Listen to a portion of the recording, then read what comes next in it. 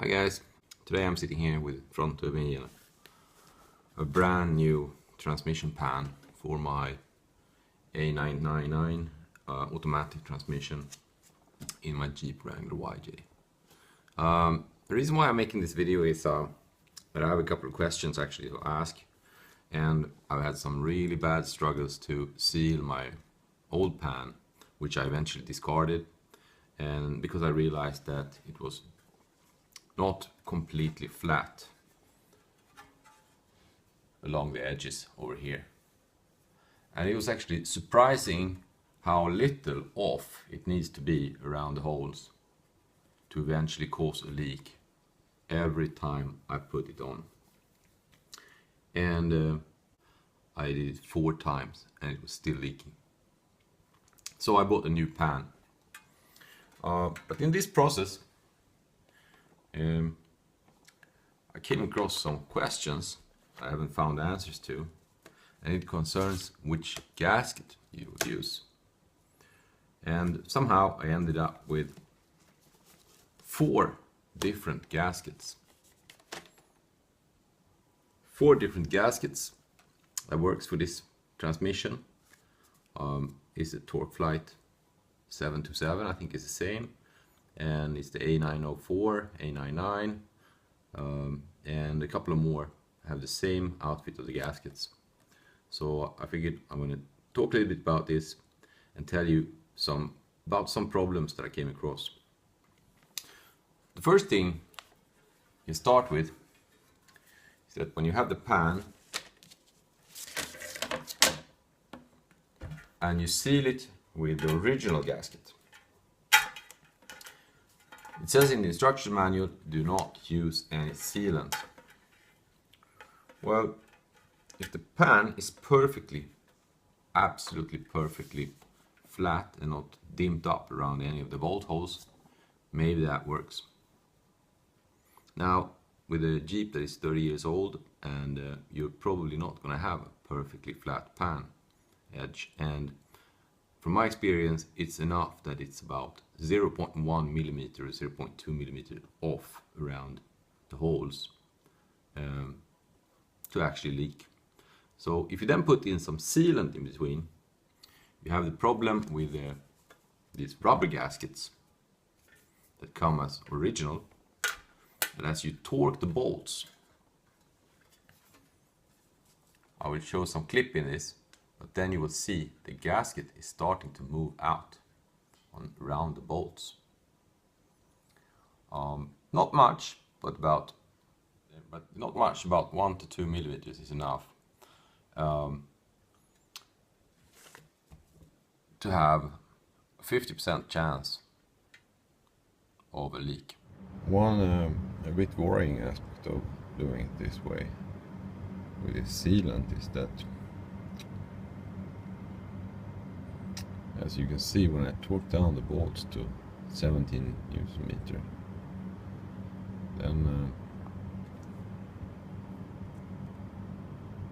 the rubber gasket actually pokes out, which I take as an indication that it's some kind of tension around it on this side. Another aspect of having dimmed up holes is that once you torque it in this position here and you torque it to the 17 Newton meter that is stated in the manual, and then you torque 17 Newton meters over here, well, you're going to have significantly less pressure over here if the bolt holes are dimmed up. So it won't be any 17 Newton meters here in between. So if you're not an expert and know how to do this by hand to actually feel exactly when to set this up, it's going to be a problem. But the bigger problem is the non-straight pan and the fact that the gasket starts moving. And it starts moving because it's rubber and it's soft. Now, I've seen some of these different ones that are being claimed to be the rubber gasket, claimed to be original, all of them, but they're actually different in how soft they are. Some of them are stiffer and some of them are harder. So this is just an average normal, but they're pretty much the same, all the rubber gaskets. So I started looking into this, and I looked into having another pan as well, one from Summit Racing, aluminum pan, but it didn't fit under the catalytic converter holder that I have in my car. But with that one came this one. This is a paper gasket covered with some kind of silicone or rubbery compound. I'm going to show you more closer up. Looks like this, and this one is made by FarPak. FarPak, it says everywhere. It's actually paper with some kind of silicone or rubber coating on top of it. It's stiffer sideways. So if you put this one on, you're going to have less of a movement sideways if you torque it. That's one benefit of having these ones. And in the same line of thinking, you can move over to the other one, which is made by LubeLocker. We figured out, it's this one, figured out that the best solution to having this, to preventing these sideways motions when you torque a gasket, is to make the entire gasket out of metal. So this one is made out of metal that has been rubber coated with some silicone strings over here, the red ones. And well, they all fit. Then from Chrysler, if you're looking into the Chrysler order book, where you can buy the gaskets, you can get actually the old rubber one, but a new one as well. And I've never seen this one properly shown, but it seems to be an injection molded gasket with some silicone strings, co-injected, co-extruded inside the actually plastic gasket. So here you have a thermoplastic, like polypropylene or whatever it is. It's like, I don't know what exact material this is, but it's a plastic material that changes shape when you heat it. And then there's a silicone line somewhere in here. Now the big question is which one to use, which one is the best. And there I wonder about what you have in terms of opinion about and experience with these different gaskets. I will zoom in on them and I will show you the different one in more specifics. So right here you see the latest version that is made by Chrysler, which is a thermoplastic with some rubbery material over here. This one is also stiffer sideways than the original rubber gasket, so it doesn't move as much if you would torque it. And that's clearly a benefit, I understand. And from my experience, and that's the same idea as they have when they made the LubeLocker, which is this one.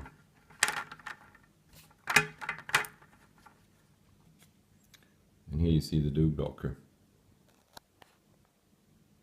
Now there is another fundamental difference between the LubeLocker and the new Chrysler one, and that's if you actually use the original bolts that come with the rubber gasket, this one, then